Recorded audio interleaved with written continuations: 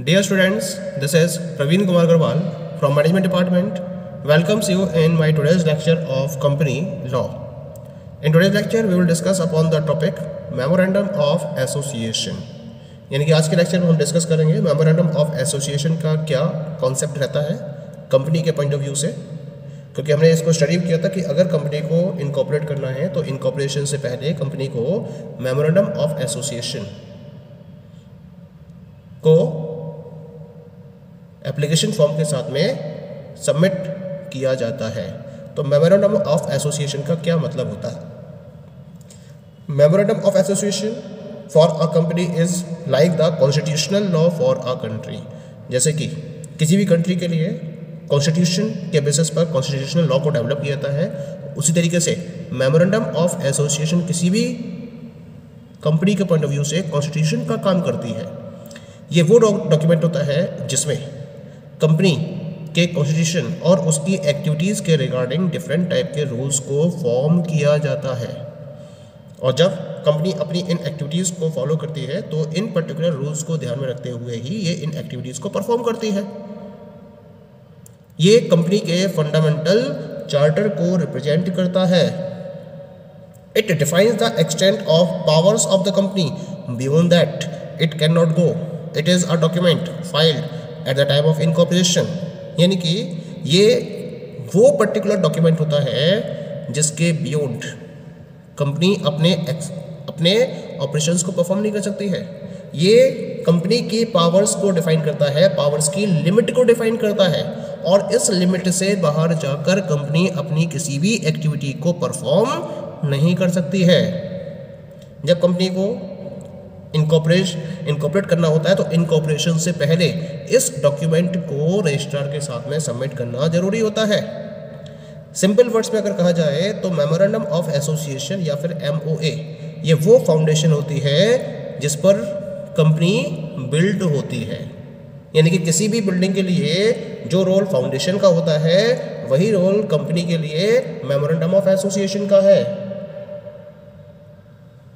It means we can say that memorandum of association of a company contains fundamental conditions upon which alone the company is allowed to be incorporated. ये वो particular fundamental conditions होती हैं company के point of view से जिसके basis पर company को incorporate किया जाता है। इसमें कंपनी के एक्टिविटीज़ को फॉलो करने के पॉइंट ऑफ व्यू से डिफरेंट टाइप के रूल्स एंड रेगुलेशंस को फॉर्म किया जाता है। यानी कि फ्यूचर में जब कंपनी एग्जिस्टेंस में आती है और अपने ऑपरेशंस को परफॉर्म करती है तो ये इन पर्टिकुलर रूल्स एंड रेगुलेशंस के बेसिस पर अपनी एक्टिविटीज़ को परफॉर्म करती है। डिफरेंट टाइप के क्लॉजेस इसके अंदर फॉर्म किए जाते हैं। इसमें डिफरेंट टाइप की इंफॉर्मेशन इंक्लूड होती है, just like the name of the company, place of registered office, objects of the company, liability of members, capital of the company and so on. ये सारी इंफॉर्मेशन होती हैं जो मेमोरेंडम ऑफ एसोसिएशन में captured होती हैं। यानी कि जो भी इसके अंदर एक्टिविटीज़ होती हैं वो इसके स्कोप को डिफाइन करती हैं, इसके पावर्स की लिमिट को डिफाइन करती हैं, जिसके बियॉन्ड कंपनी अपने ऑपरेशंस को परफॉर्म नहीं करती है। तो हम इन पर्टिकुलर या इस पर्टिकुलर डॉक्यूमेंट को मेमोरेंडम ऑफ एसोसिएशन के नाम से जानते हैं। Okay, now we will discuss about objects of registering memorandum of association. यानी कि मेमोरेंडम ऑफ एसोसिएशन को रजिस्टर्ड करने के पीछे क्या क्या ऑब्जेक्टिव्स होते हैं। The first one is the MOA of the company contains the object for which the company is formed. It identifies the scope of its operations and determines the boundaries it can not cross. यानी कि company का जो memorandum of association है वो उस particular objective को define करता है जिसके पॉइंट ऑफ व्यू से कंपनी को फॉर्म किया गया है। उस पर्टिकुलर ऑब्जेक्टिव को MOA में प्रॉपर्ली डिफाइन किया जाता है। ये कंपनी के ऑपरेशंस के स्कोप को भी आइडेंटिफाई करता है और उन बाउंड्रीज को डिटरमाइन करता है जिसके क्रॉस कंपनी अपने ऑपरेशंस को परफॉर्म नहीं कर सकती। Second object is it is a public document, hence any person who enters into a contract with the company is expected to have knowledge of memorandum of association। क्योंकि ये एक क्या होता है, ये एक पब्लिक डॉक्यूमेंट होता है, और पब्लिक डॉक्यूमेंट होने की वजह से ऐसा कंसीडर किया जाता है कि कोई भी पर्सन जो कंपनी के साथ में किसी भी कॉन्ट्रैक्ट में एंटर करता है उसे कंपनी के मेमोरेंडम ऑफ एसोसिएशन की कंप्लीट नॉलेज होनी चाहिए, ऐसा एक्सपेक्ट किया जाता है, क्योंकि जो मेमोरेंडम है ये एक पब्लिक डॉक्यूमेंट की तरह वर्क करता है। इसके साथ साथ it contains details about the powers and rights of the company के पावर्स और राइट्स के regarding complete detail memorandum of association में अवेलेबल होती है। Under no circumstances can the company depart from the provisions specified in the MOA, यानी कि memorandum of association में company ने जो भी प्रोविजंस फॉलो कर रखे हैं उससे बाहर कंपनी अपने ऑपरेशंस को परफॉर्म नहीं कर सकती है। उन्हीं बाउंड्रीज को ध्यान में रखते हुए कंपनी को अपने ऑपरेशंस को परफॉर्म करना होता है। लेकिन अगर ये ऐसा कर देती है तो हम इस पर्टिकुलर एक्ट को अल्ट्रा वायर्स एक्ट का नाम से जानेंगे, और इस केस में ये एक्ट कैसा होगा, वाइड होगा। यानी कि जितने भी पर्टिकुलर एक्टिविटीज़ हैं कंपनी के रेफरेंस में वो मेमोरेंडम ऑफ एसोसिएशन के द्वारा डिफाइन की गई पावर्स के बेसिस पर ही परफॉर्म की जाएंगी, उसके अंदर ही परफॉर्म की जाएंगी। अगर कोई भी एक्टिविटी इसके बाहर परफॉर्म की जाती है तो ये एक्टिविटी अल्ट्रा वायर्स एक्टिविटी के नाम से जानी जाती है, और ये एक्टिविटी वाइड होती है, मान्य नहीं होती है। Okay, the next topic is content of MOA, यानी कि अब हम स्टडी करेंगे मेमोरेंडम ऑफ एसोसिएशन में क्या क्या इंपॉर्टेंट कंटेंट्स अवेलेबल होते हैं। मेमोरेंडम के एक्चुअली जो कंटेंट्स होते हैं वो डिपेंड करता है कि किस काइंड की कंपनी को फॉर्म किया गया है। लेकिन हम यहाँ जो कंटेंट्स स्टडी करेंगे we will study from the point of view of the company limited by shares.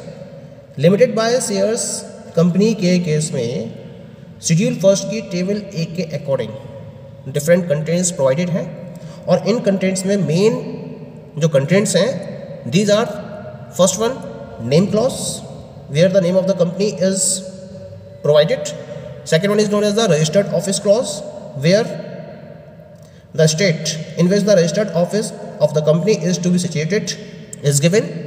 The third one is the object clause. It means that the objects for which the company is formed is write down in this clause. Fourth one is the liability clause. It defines the liability of the members of the company. Next one is the capital clause. It defines the capital of the company from which the company is going to be started.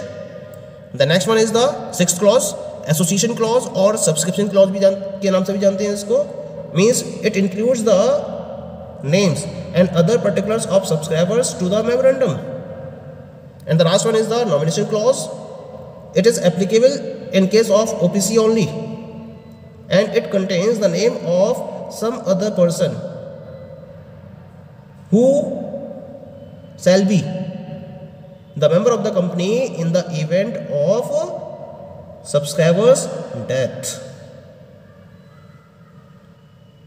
तो इस तरीके से ये 7 clauses हमें memorandum of association के contents में discuss करने हैं। तो let us discuss the first content of memorandum of association, that is known as the name clause. First clause of memorandum requires a company to state its name. सबसे पहला जो clause है वो ये है कि इसमें कंपनी को अपने नेम को प्रॉपर्ली डिफाइन करना होता है कि किस नेम से कंपनी को स्टार्ट किया जाएगा, इनकॉर्पोरेट किया जाएगा। उस नेम को प्रॉपर्ली नेम क्लॉज में स्टेट करना होता है, और इसके रिगार्डिंग कुछ पर्टिकुलर रूल्स डिफाइन किए गए हैं बाय द कंपनी एक्ट 2013। तो कंपनी एक्ट 2013 में नेम क्लॉज को यानी कि नेम को डिसाइड करने के रेफरेंस में कुछ पर्टिकुलर रूल्स को डिफाइन किया गया है, जिसमें रूल्स का क्या है, the very first one is should not adopt identical with और resembles that of an existing company. यानी कि जब कंपनी का नाम सेलेक्ट किया जाता है तो ये नाम ऐसा होना चाहिए जो किसी भी एग्जिस्टिंग कंपनी के नाम से मैच ना कर रहा हो, इसके आइडेंटिकल ना हो या इसको रिजेंबल ना कर रहा हो। अगर ऐसा कोई भी नाम होगा तो इसको एक्सेप्ट नहीं किया जाएगा, इसको कैंसिल कर दिया जाएगा। Second one is the LTD for public company and PVT LTD for private company। यानी कि अगर पब्लिक कंपनी को एस्टेब्लिश किया रहा है तो उसके नाम के लास्ट में एलटीडी वर्ड को ऐड करना होगा, लिमिटेड वर्ड को ऐड करना होगा। और अगर प्राइवेट कंपनी को एस्टेब्लिश किया रहा है तो उसके लास्ट में पीवीटी एलटीडी यानी कि प्राइवेट लिमिटेड वर्ड को ऐड करना जरूरी होगा, जिसके बेसिस पर पब्लिक और प्राइवेट कंपनी में डिफरेंशिएशन किया जा सके। यानी कि मान लीजिए कि एबीसी कंपनी फॉर्म हो रही है और ये पब्लिक कंपनी है तो एबीसी लिमिटेड लिखा जाएगा इसका नाम। और अगर ये प्राइवेट कंपनी के तौर पर एस्टेब्लिश की जाती है तो इसके नाम के लास्ट में एबीसी पीवीटी एलटीडी लिखा जाएगा, यानी कि एबीसी प्राइवेट लिमिटेड। तो इसे पता चल जाएगा कि whether the company is a public company और it is a private company. Okay, and the third rule is that should not use a name prohibited by the Name and Emblems Act. Name and Emblems Act में कुछ particular name provided हैं जिनको किसी भी company के द्वारा follow नहीं किया जा सकता। तो कंपनी को ये ध्यान में रखना होगा कि अगर नेम एंड एम्बलेम्स एक्ट में जिन नेम्स को प्रोहिबिट कर रखा है उनको इसे अपनी कंपनी के नेम में यूज नहीं करना है, ये भी ध्यान रखना बहुत ज़रूरी है। तो इस तरीके से इन सारे रूल्स को ध्यान में रखते हुए कंपनी नेम क्लॉज में अपने प्रॉपर नेम को स्टेट करती है। ठीक है। Second clause is the registered office clause. The memorandum must specify the state in which the registered office of the company is to be situated.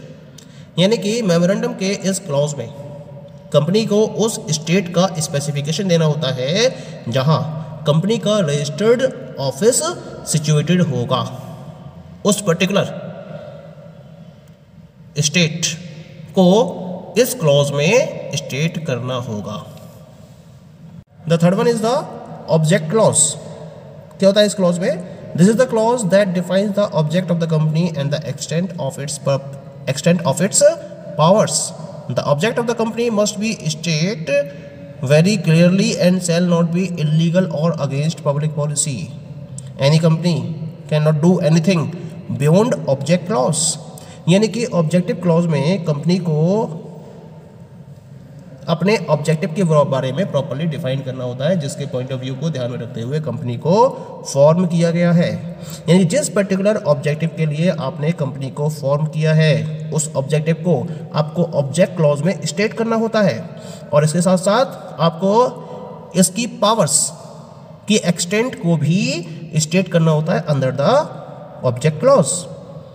Company के objects को clear way में state किया जाना जरूरी है और इसके साथ साथ ये भी ध्यान रखना जरूरी है कि ये इलीगल ना हो और पब्लिक पॉलिसी के अगेंस्ट में भी ना हो। इस बात का ध्यान रखना बहुत जरूरी है।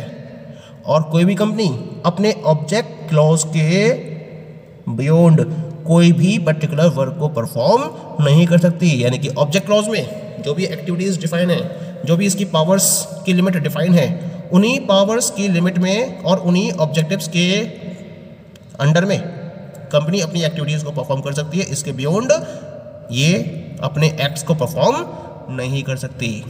ठीक। Next clause is known as the liability clause. This clause state the nature of liability of members. This can be limited by shares और लिमिटेड बाय गारंटी और अनलिमिटेड लायबिलिटी। यहाँ इस क्लॉज में कंपनी क्या करती है? अपने मेंबर की लायबिलिटी के नेचर को प्रॉपर्ली स्टेट करती है। अब ये जो लायबिलिटी होती है ये डिफरेंट टाइप की हो सकती है, या तो लिमिटेड बाय शेयर्स होगी लायबिलिटी, या फिर लिमिटेड बाय गारंटी होगी, या फिर ये अनलिमिटेड लायबिलिटी भी हो सकती है। अब क्या होती है ये लिमिटेड बाय शेयर्स का मतलब होता है यहाँ जो कंपनी के मेंबर्स होंगे वो उनके द्वारा हेल्ड किए गए शेयर्स की अनपेड नॉमिनल वैल्यू तक के लिए ही इनकी लायबिलिटी होगी, इससे ज़्यादा की इनकी लायबिलिटी नहीं होगी। अगर लिमिटेड बाय शेयर्स की कैटेगरी में आते हैं तो लिमिटेड बाय गारंटी का मतलब होता है कि जिस पर्टिकुलर अमाउंट की गारंटी इनके मेंबर्स फॉलो करते हैं उस पर्टिकुलर गारंटेड अमाउंट्स तक के लिए ये लायबल होते हैं, उससे ज़्यादा के लिए लायबल नहीं होते हैं। और अनलिमिटेड लायबिलिटी का मतलब यहाँ जो लायबिलिटी होती है उसकी कोई भी लिमिट नहीं होती है। तो यहाँ पर इस क्लॉज में कंपनी को डिफाइन करना होता है कि जो इसके मेंबर्स हैं उनकी लायबिलिटी का नेचर क्या होगा। ठीक। Next clause that is known as the capital clause. This clause contain the total amount of capital with which the company is registered.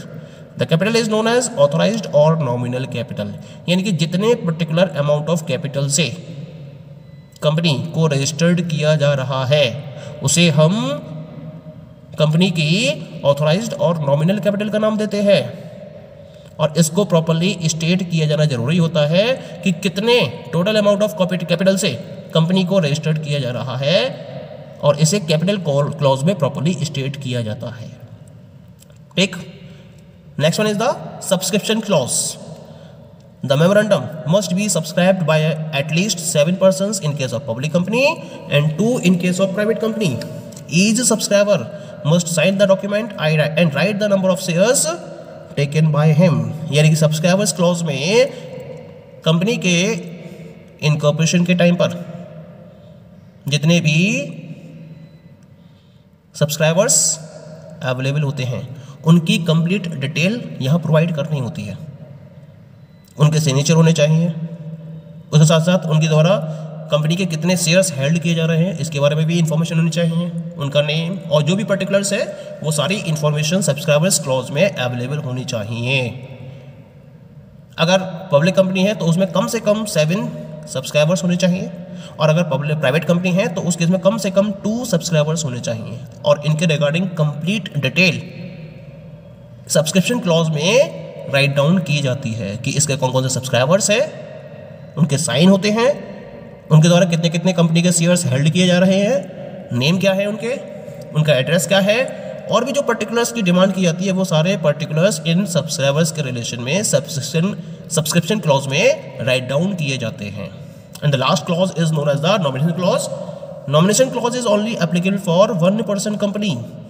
A memorandum of association must specify the name of the person who becomes a member of the company in the event of death of subscriber.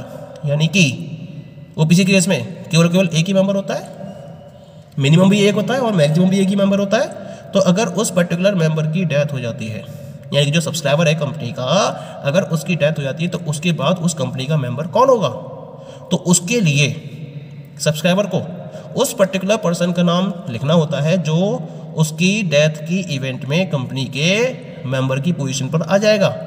तो हम इसको बोलते हैं nomination clause, यानी कि nominee assign करना होता है, क्योंकि सिंगल पर्सन होता है कंपनी के अंदर, इसी वजह से इसको नॉमिनी को असाइन करना जरूरी होता है। और इसके बारे में कंप्लीट डिटेल, यानी कि उसका नेम, उसका सिग्नेचर, उसका प्लेस ऑफ लिविंग, जो भी पर्टिकुलर्स की डिमांड की जाती है वो सारी इंफॉर्मेशन इसके रिगार्डिंग इसे नॉमिनेशन क्लॉज में प्रोवाइड करनी होती है।